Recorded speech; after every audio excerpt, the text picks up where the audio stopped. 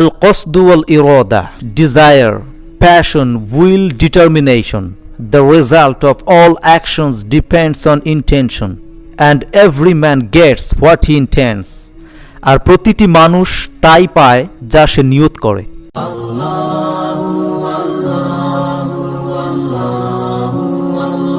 আসসালামু আলাইকুম ওয়া রাহমাতুল্লাহি ওয়া বারাকাতুহু। বিসমিল্লাহি আলহামদুলিল্লাহি ওয়াসসালাতু ওয়াসসালামু আলা রাসূলিল্লাহ ওয়া আলা আলিহি ওয়া সাহবিহি আজমাইন। Dear brothers and sisters, that is what I'd like to discuss today. Haza muhimmun ziddan lil jami'. Its significance is very deep and it's very important for everyone. Ala ayyi halin da'na nassilu ila shay'il haqiqi. Anyway, come to the point. Basically, today I'd like to discuss about importance and necessity of pure intention. I mean bishuddho niyoter gurutto o fazilat সম্পর্কে। I'll try to say something briefly about this inshallah. Ama tawfiqi illa billah. Alayhi tawakkaltu wa ilayhi unib. Niyat is an Arabic word jar verbatim meaning, I mean lexicographical meaning হচ্ছে al-qasdu wal-irada, which is called in English desire, passion, will, determination.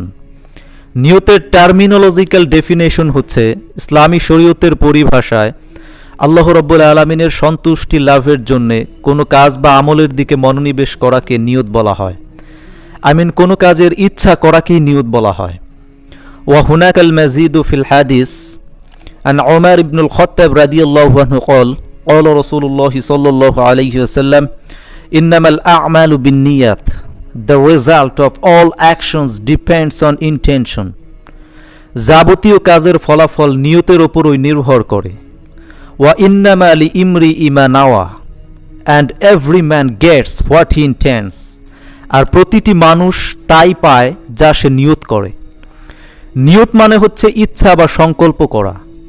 মানুষের ইচ্ছা যেমন হবে কাজ তেমন হবে, কাজ যেমন হবে অভ্যাস তেমন হবে। Doing something over and over again is called habit. Habits can make you, habits can break you. Good habits will make you and bad habits will break you. So if you want to be successful in life, then you have to make good habits.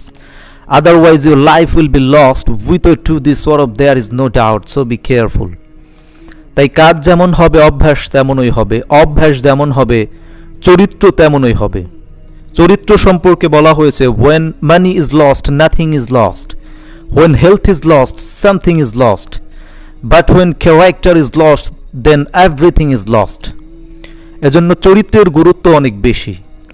তাই চরিত্র যেমন হবে গন্তব্য তেমনই হবে।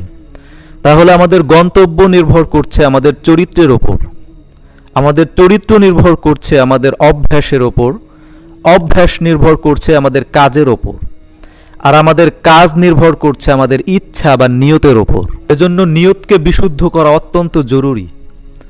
কাজ যতই সুন্দর হোক না কেন, যদি নিয়তের শুদ্ধতা না থাকে, নিয়ত যদি আল্লাহর সন্তুষ্টির উদ্দেশ্যে না হয়, তাহলে তার পরিণতি হবে অত্যন্ত ভয়াবহ, যার পরিপ্রেক্ষিতে আল্লাহর অসন্তুষ্টি নিয়ে তাকে জাহান্নামে যেতে হবে।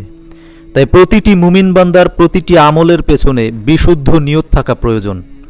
আল্লাহ রাব্বুল আলামিন আমাদের সেই তৌফিক এনায়েত করুন, আল্লাহুম্মা আমিন। হাযা মা ইনদি ওয়াল ইলমু ইনদাল্লাহ আলাইহি তাওয়াক্কালতু ওয়া ইলাইহি উনীব। I hope see you next time. Keep fine and take care yourself, and finally subscribe the PSTV Dhaka YouTube channel. Assalamu alaikum wa rahmatullahi wa barakatuh.